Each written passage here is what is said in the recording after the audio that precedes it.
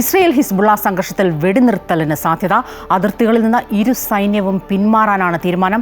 വ്യവസ്ഥ ലംഘിച്ചാൽ തിരിച്ചടിക്കുമെന്ന് ഇസ്രയേൽ പറഞ്ഞിട്ടുണ്ട്. വെടിനിർത്തൽ കരാറിനെ അമേരിക്കയും ഐക്യരാഷ്ട്രസഭയും സ്വാഗതം ചെയ്തു. അതേസമയം പ്രഖ്യാപനത്തിന് തൊട്ടു പിന്നാലെ ലെബനോൻ ആക്രമിക്കുകയായിരുന്നു ഇസ്രയേൽ. കരാർ നിലവിൽ വരുന്നതിന് മുൻപ് ഹിസ്ബുള്ളയെ കൂടുതൽ പ്രതിരോധത്തിലാക്കാൻ ലക്ഷ്യമിട്ടാണ് ആക്രമണമെന്നാണ് സൂചന. I just spoke with the Prime Minister of Israel and Lebanon. I'm pleased to announce that their governments have accepted the United States proposal to end the devastating conflict between Israel and Hezbollah. ലോകം കാത്തിരുന്ന വാക്കുകളാണ് American president Joe Biden പറഞ്ഞത്. 60 ദിവസത്തേക്കാണെങ്കിലും ലോകത്തിന് ആശ്വാസമായി Israel Hezbollah യുദ്ധഭീതി ഒഴിയുകയാണ്.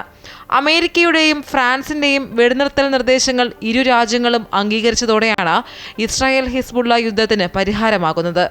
Hezbollah litany നദിയുടെ കരയിൽ നിന്ന് പിന്മാറണമെന്നതടക്കമുള്ള നിർദ്ദേശങ്ങളാണ് അംഗീകരിക്കപ്പെട്ടത്.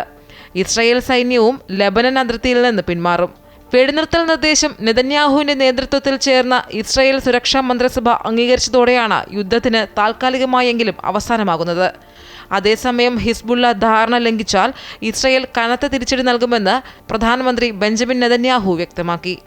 എന്നാൽ ജോ ബൈഡൻ ഈ സന്തോഷ വാർത്ത പ്രഖ്യാപിച്ചതിന് പിന്നാലെ ലെബനനിലേക്ക് ഇസ്രായേൽ നടത്തിയ ആക്രമണത്തിൽ 24 പേർ കൊല്ലപ്പെട്ടു. വെടിനിർത്തൽ കരാർ നിലവിൽ വരുന്നതിന് മുൻപ് ഹിസ്ബുള്ളയെ കൂടുതൽ പ്രതിരോധത്തിലാക്കാൻ ലക്ഷ്യമിട്ടാണ് ആക്രമണമെന്നാണ് സൂചന. ഏതായാലും വരുന്ന 60 ദിവസങ്ങൾ ഇരു രാജ്യങ്ങളിലെയും ജനങ്ങൾക്ക് സമാധാനത്തിന്റെ രാപ്പകലുകളാകുമെന്നാണ് ലോകരാജ്യങ്ങൾ പ്രത്യാശിക്കുന്നത്. International desk, Amrita TV.